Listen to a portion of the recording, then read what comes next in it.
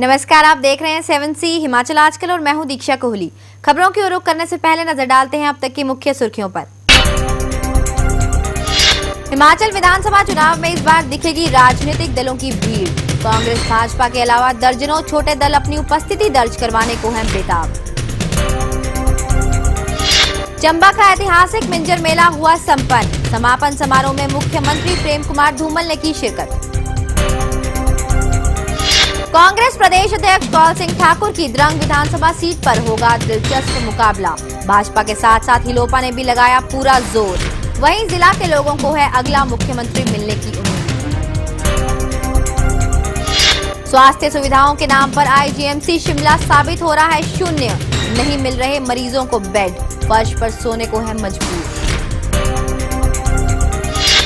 शिमला में प्रदेश भर से जुड़े शिक्षकों ने सरकार के खिलाफ खोला मोर्चा। राज्य सचिवालय के बाहर किया जोरदार प्रदर्शन। अब खबरें विस्तार से। हिमाचल में विधानसभा चुनाव के दौरान इस बार राजनीतिक दलों की भीड़ देखने को मिलेगी। पहली बार विकल्प के रूप में तरह तरह के चुनाव चिन्ह मतदाताओं के सामने होंगे। प्रमुख दल भाजपा और कांग्रेस के अतिरिक्त राष्ट्रीय एवं क्षेत्रीय स्तर की आधा दर्जन पार्टियां यहां चुनाव लड़ने के लिए तैयारियां कर रही हैं। राष्ट्रवादी कांग्रेस पार्टी, समाजवादी पार्टी, बसपा और तृणमूल कांग्रेस ने प्रदेश में डेरा डालकर प्रत्याशियों की तलाश भी शुरू कर दी है। प्रदेश में थर्ड फ्रंट के रूप में हिलोपा, सीपीएम और सीपीआई पहले से ही सक्रिय हैं। हिमाचल प्रदेश में इस बार राजनीतिक दलों की भीड़ देखने को मिलेगी।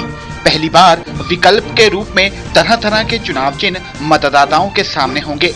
राष्ट्रवादी कांग्रेस पार्टी, समाजवादी पार्टी, बसपा, तृणमूल कांग्रेस ने प्रदेश में डेरा डालकर प्रत्याशियों की तलाश शुरू कर दी है। थर्ड फ्रंट के रूप में हिलोपा, सीपीएम और सीपीआई पहले से ही सक्रिय हैं।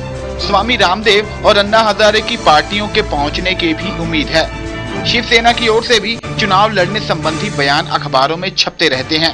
प्रदेश में राजनीतिक दलों का इतना बड़ा जमावड़ा पहले कभी देखने को नहीं मिला। हिमाचल प्रदेश में अभी तक वोटों का ध्रुवीकरण कांग्रेस और भाजपा के मध्य ही रहा है। ये दोनों दल ही पिछले कई दशकों से बारी बारी यहाँ सत्ता पर काबिज होते रहे हैं। पिछले कुछ अरसे से इन दोनों दलों में गुटबंदी चरम सीमा पर पहुंच जाने के कारण यहाँ अनेक दल स्वयं को विकल्प के रूप में पेश कर जनता के बीच जाने की तैयारियां कर रहे हैं। हालांकि इनमें से अधिकांश तो मात्र अपनी पहचान दर्ज करने के लिए ही आ रहे हैं। वास्तव में उनकी प्रदेश की राजनीति में कोई दिलचस्पी नहीं है। उदाहरण सामने है। बसपा ने पिछली बार प्रदेश की सभी 68 सीटों पर अपने उम्मीदवार खड़े किए थे। उसने 9% वोट प्राप्त किए और पार्टी का एक प्रत्याशी जीतने में भी कामयाब हुआ। लेकिन चुनाव के बाद बसपा ने प्रदेश की ओर मुड़कर भी नहीं देखा।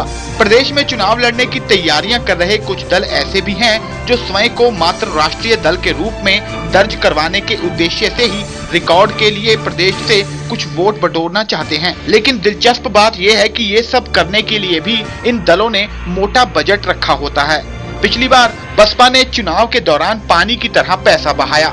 बसपा नेता के रूप में मेजर विजय सिंह मनकोटिया ने टैक्सी की तरह हेलीकॉप्टर का प्रयोग कर प्रदेश भर में हर दिन 5-5 जनसभाओं को संबोधित किया। राजनीतिक दलों के इसी मोटे बजट को देखकर चुनाव लड़ने के लिए उनकी ओर नेता दौड़े चले जाते हैं। प्रदेश में भाजपा के असंतुष्टों को एकजुट कर हिलोपा का गठन करने में मुख्य भूमिका निभाने वाले पूर्व मंत्री राधा रमन शास्त्री राष्ट्रवादी कांग्रेस पार्टी का मामूली इशारा मिलते ही सब कुछ छोड़कर उनके साथ हो गए। तब तक हिलोपा का कार्यालय भी उनके आवास में ही चल रहा था।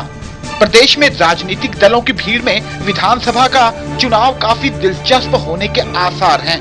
देखना है इन दलों की चकाचौंध में प्रदेश के कौन कौन से नेता उनके साथ जाते हैं।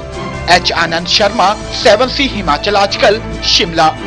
मंडी जिला में द्रंग सबसे महत्वपूर्ण विधानसभा क्षेत्र की श्रेणी में आ गया है। ये इसलिए क्योंकि यह कांग्रेस प्रदेश अध्यक्ष कौल सिंह ठाकुर की सीट है और इससे जिले के लोगों को अपना मुख्यमंत्री मिलने की उम्मीद बंधी हुई है।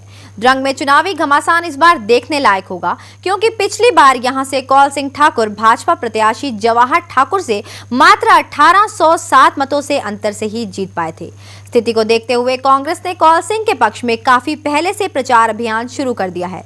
उन्हें जनता के बीच प्रदेश के भावी मुख्यमंत्री के रूप में प्रचारित किया जा रहा है।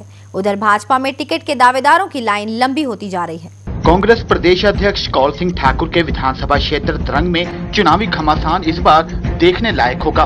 कांग्रेस ने कौल सिंह के पक्ष में बहुत पहले से ही प्रचार अभियान शुरू कर दिया है, क्योंकि पिछली बार वे भाजपा प्रत्याशी जवाहर ठाकुर से मात्र 1807 मतों से जीत पाए थे। भाजपा में टिकट के दावेदारों की लंबी लाइन लगी है। थर्ड फ्रंट हिमाचल लोक मोर्चा ने भी अभी तक यहां अपने पत्ते नहीं खोले हैं।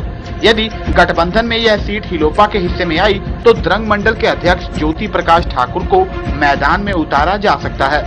द्रंग विधानसभा क्षेत्र में भाजपा टिकट के दावेदारों में पूर्व प्रत्याशी जवाहर ठाकुर, द्रंग भाजपा मंडल के प्रधान लालचंद ठाकुर, किसान मोर्चा के अध्यक्ष रेवत राम ठाकुर, वरिष्ठ भाजपा नेता एलचंद और रमेश शर्मा आदि शामिल हैं। लालचंद ठाकुर लोक निर्माण मंत्री गुलाब सिंह ठाकुर के चहेते हैं, तो जवाहर ठाकुर पंचायती राज मंत्री जयराम ठाकुर के पसंदीदा हैं। भाजपा में इसके अतिरिक्त मीडिया प्रभारी राजकुमार चावला, सांस्कृतिक प्रकोष्ठ के जिला अध्यक्ष बलबीर ठाकुर और जिला परिषद सदस्य कैप्टन हेम सिंह भी अपने आप को टिकट के दावेदारों की सूची में शामिल किए हुए हैं। कांग्रेस चाहती है कि थर्ड फ्रंट की ओर से हिलोपा के मंडल अध्यक्ष ज्योति प्रकाश ठाकुर ही मैदान में उतरे, क्योंकि वे भाजपा के संभावित प्रत्याशी जवाहर ठाकुर के सगे चाचा हैं। यदि ऐसा होता है तो इससे भाजपा को ही अधिक नुकसान होगा। द्रंग विधानसभा क्षेत्र से कौल सिंह ठाकुर 7 बार चुनाव जीत चुके हैं और मात्र एक बार 1990 में भाजपा प्रत्याशी दीनानाथ शास्त्री से हारे थे। इस सीट पर मुख्य मुकाबला कांग्रेस और भाजपा के मध्य ही होता आया है, लेकिन वर्ष 1998 और वर्ष 2003 में हिविंका के प्रत्याशियों ने भी टक्कर दी थी। पिछली बार कौल सिंह ठाकुर को कड़ी टक्कर देने वाले भाजपा प्रत्याशी जवाहर ठाकुर 1998 में हिविंका की टिकट पर लड़े थे और दूसरे स्थान पर रहे थे। वे 2005 में भाजपा में शामिल हुए। द्रंग विधानसभा क्षेत्र में मुकाबला इस बार काफी दिलचस्प होने के आसार हैं। कांग्रेस और भाजपा दोनों ही दलों में भीतरघात की भी प्रबल आशंका है। कांटे की इस टक्कर में जो पार्टी अपने विद्रोहियों को काबू करने में कामयाब रहेगी, उसे लाभ मिल सकता है। कृष्ण भोज, 7C हिमाचल आजकल, पत्थर। चंबा का प्रसिद्ध अंतर्राष्ट्रीय मिंजर मेला रविवार रात को संपन्न हो गया। मुख्यमंत्री प्रेम कुमार धूमल ने मिंजर गार्डन से रावी नदी में मिंजर विसर्जन कर मेले का समापन किया। इससे पूर्व मुख्यमंत्री ने चंबा नगर में निकली विशाल शोभा यात्रा में शिरकत की और दंगल प्रतियोगिता के विजेताओं को पुरस्कृत भी किया। मिंजर मेले की आखिरी संध्या में प्लेबैक सिंगर मोहम्मद इरफान का खूब जादू चला। उन्होंने ए दिल संभल जा जरा सहित अनेक गीत पेश कर दर्शकों को मंत्रमुग्ध कर दिया। पंजाबी गायिका हर्षप्रीत ने अपने गीतों से दर्शकों को झूमने पर मजबूर किया। स्थानीय कलाकारों ने भी इस संध्या में समा बांधा। इस मौके पर विधानसभा अध्यक्ष तुलसी राम शर्मा, विधायक बीके चौहान व कुलदीप सिंह पठानिया सहित कई गणमान्य लोग मौजूद रहे।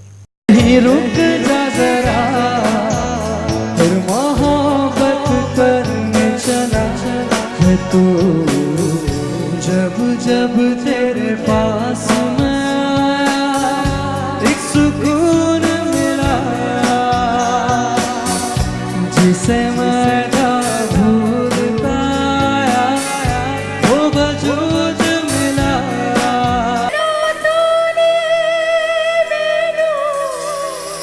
सारी खुदाई रे अखियां स्वास्थ्य क्षेत्र में अव्वल होने का दावा करने वाली राज्य सरकार के इन दावों की हवा निकलने लगी है। स्वास्थ्य क्षेत्र में कितना बेहतर काम हो रहा है, इसका अंदाजा प्रदेश के सबसे बड़े आईजीएमसी अस्पताल में मरीजों के साथ हो रहे खिलवाड़ से लगाया जा सकता है। मरीज यहां बेहतर इलाज करवाने के लिए आते हैं और मरीजों को दाखिल तो करवा लिया जाता है, पर उन्हें बेड मिलने के लिए 1 हफ्ते तक इंतजार करना पड़ता है। इसलिए अस्पताल में मरीज बेड के बजाय फर्श पर सोने को मजबूर है।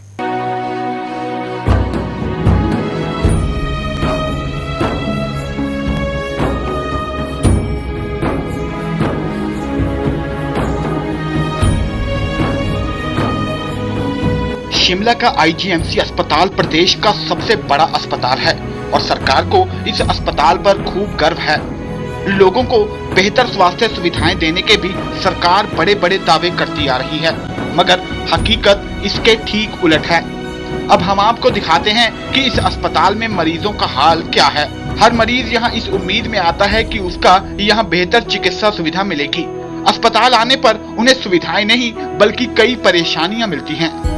भले ही डॉक्टर पर्ची पर उनका दाखिला कर देते हैं, पर बेड के लिए उन्हें कई दिनों तक भटकना पड़ता है। बेड ना मिला तो शाम ढलते ही मरीज अपना बिस्तर ठंडे फर्श पर लगाना शुरू कर देते हैं। जहां तहां जगह मिले मरीज व परिजन वहीं रात काटने को मजबूर हैं। दुर्गम क्षेत्रों में आने वाले मरीजों की तो यहां कोई पूछ ही नहीं है। हिमाचल आजकल ने रविवार रात को आईजीएमसी अस्पताल में स्वास्थ्य व्यवस्था की पड़ताल की। इस दौरान कई हैरान करने वाले दृश्य देखने को मिले। यहाँ मरीज बेड पर नहीं फर्श पर रात गुजारते हैं। आइए मरीजों की दास्तां उनकी जुबानी सुने। सब रुकी, बेड नहीं मिला पर इसकी तीसरा दिन चौथा यहाँ से इलाज हो रहा है, बेड नहीं मिल रहा है। 8-10 दिन बेड खाली होंगे, बेड नहीं मिल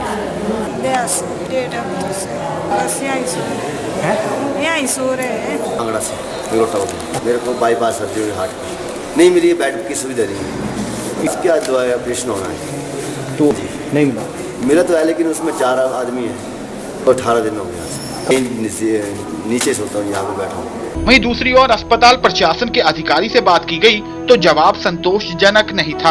आप खुद ही सुनिए क्या कहते हैं अस्पताल के डिप्टी एमएस। अस्पताल में सराय है लेकिन वो छोटी पड़ गई है और इस कारण से हमारे यहाँ पर कॉरिडोर्स में और दूसरी जगह जो बाहर जो ग्लास हाउस हमने बनाया है इसमें लोग रातों को सोते हैं और ये भीड़ की वजह से हमारे पास हुआ है। पास लगभग 900-1000 के करीब बेड हैं।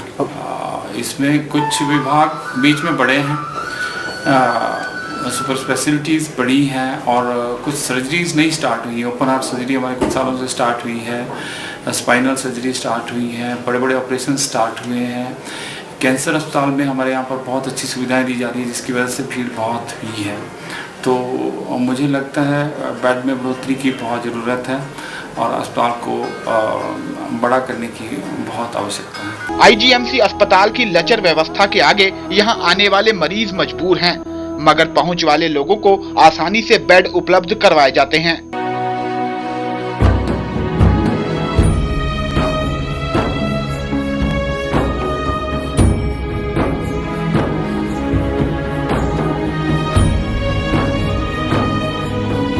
कहने को तो है प्रदेश का सबसे बड़ा अस्पताल, लेकिन सुविधाएं नाम मात्र की। मरीज यहाँ इस उम्मीद से आता है कि उसका यहाँ बेहतर इलाज हो, लेकिन इलाज तो दूर की बात, यहाँ उनको एक बेड तक नसीब नहीं होता।